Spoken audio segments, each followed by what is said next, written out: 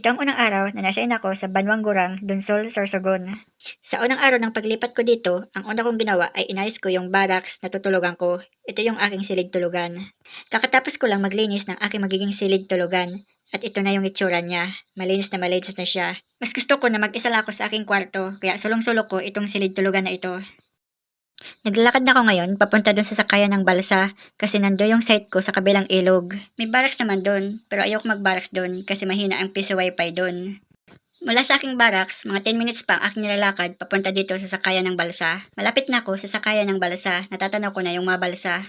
Bababa na lang ako ng hagdanan papunta dyan sa sakayan ng balsa. Pero bago ako sasakay ng balsa, manood muna tayo ng view ng ilog habang ako'y nagkukwento. Bihira kasi ako mag-upload ng vlog dahil wala namang gaano nanonood ng aking vlog. Mag-upload lang ako kung kailan ako sipagan. Karamihan kasi ng ina-upload ko ay mga TikTok dance kasi may mga ilang video na rin ako na nakahakot ng maraming views. Ito yung Touch by Touch Challenge na nakahakot ako ng 238,000 views sa YouTube channel ko. Kaso copyrighted yung song na ginamit ko kaya hindi siya counted para sa monetization. Ayan, nabubulol na ako. Monetization. Huwag ka na nga tumawa dyan. Nakukuha ko na. Sa FB Reels ko, nakakuha naman ako ng 288,000 views. Take Me to Your Heart Dance Challenge ang aking ginawa dyan. 1 million views naman ang nakuha ko sa aking Instagram. Dahil sa dance challenge ako nakakakuha ng maraming views, kaya dance challenge ang kadalasang ina-upload ko. Pero sa kabila nun, yung mga nakakapanood ng aking vlog, ay tinatawag na rin nila akong Maki the Vlogger. Kaya sige na nga, ikakaray ko na rin ang pagiging vlogger kasi sayang naman yung bansag nilang Maki the Vlogger kung hindi ako magbablog. Balik tayo sa pinaka-main topic ng aking vlog, ang tungkol sa balsa at ilog. Yung balsa na yan, dyan ako sasakay mamaya. Maganda sana mag-ala Titanic ako habang sumasakay ng balsa, kaso baka copyrighted naman yung music, kaya hindi ko piling gamitin yung music sa Titanic. Pababa na ako sa hagdanan, papunta sa balsa, para sumakay na ng balsa. Hindi ako yung naglalakad dyan, ako yung cameraman, kaya hindi ako makita sa camera. Yan ako, nagsiselfie muna bago sumakay ng balsa. Ito na nga, tumatawid na ako ng ilog. Ito pala yung first time kong sumakay ng balsa.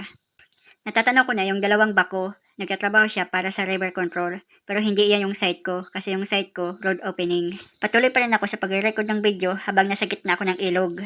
5 pesos lang yung binibigay ko dito sa piloto ng balsa. Bali sa maghapon, 20 pesos ang nakukonsumo ko dito. Kasi 4 na beses ako sumasakay ng balsa. Isa sa umaga, isa sa tanghali, isa sa alauna, at isa sa hapon, pabalik kasi nandun sa kabilang ilog ang aking barracks. At nasa kabila naman ang project site, kaya patawid-tawid ako ng ilog araw-araw. Ayan, malapit na akong dumaong.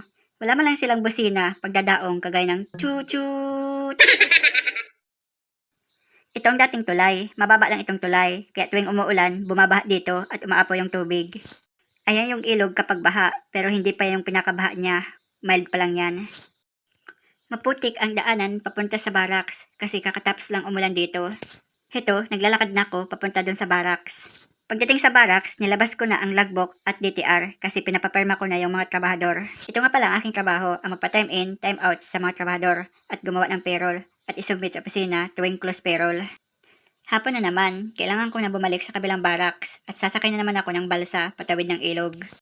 Itong mga kasama ko, kinakarga yung lalagyan ng diesel kasi itatawid ito sa kabilang ilog. Hindi kasi makatawid yung truck tanker na gideliver ng diesel, kaya kailangan patawid-tawid pa talaga ito ng ilog.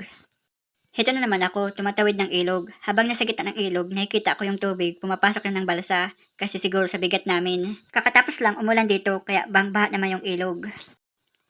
Ayan, malapit na kami dumaong. Ba't kaya di sila nagbubusina? Ako na nga lang magbubusina. Choo-choo! Nakadaong na ako sa kabilang ilog. Hito, aakyat na ako sa hagdanan. Ito na naman ang eksena, next day, another morning. Kakatapos lang umulan ng malakas kaya hito, baha na naman ang ilog at yung daan maputik. Bukod sa maputik, madulas pa yung daan. Naglalakad ako nang bigla ako nadulas kaya tumagilid yung camera. Siyempre, dahil akong cameraman kaya hindi ako nakita. Hito, tumatawid na naman ako ng ilog.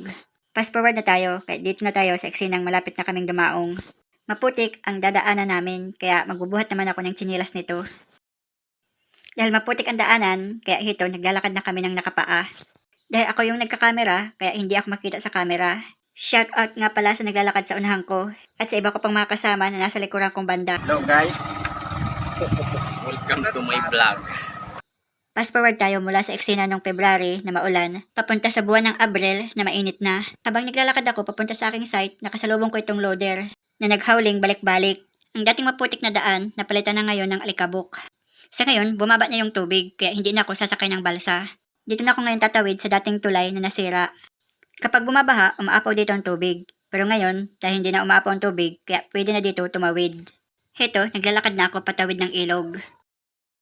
Pagkatapos ko tumawid, kinukunan ko muna ng video yung iba pang tumatawid. Naglalakad na ako papunta sa barracks. Pagdating ko doon, magpapapirma naman ako ng attendance sa mga tao. Ito ang stockpile, dito nakalagay ang buhangin at graba. Naglalakad na ako papunta sa barak. At ngayon nakarating na ako, ito na yung barracks nila. Igmi, shout out to my vlog. Pagpasok sa barracks, diretso ako sa kusina nila at nakita ko tong si Paigme, siyang tagaluto dito. Yung mukha niya gulat na gulat, kala mo nakakita ng multo. At dating gawi, nagpapapirma naman ulit ako ng attendance ng mga trabahador. Oh, shout out. Shoutout nga pala pa Pogi ng centerways.com. Welcome to my vlog. Nag-vlog ako. Vlog. Vlog type. Nainis ko ba po ako? Ha? May- May nga nasan. May link ka kang jowa mo. Makakaw na. Bako pala yun eh. Teddy. Ito ang site ko, ang kalsada. Pwede na ito pormahan kasi wala pang dumadating na pamorma. Dito ko na muna tatapusin ang aking vlog. Paalam!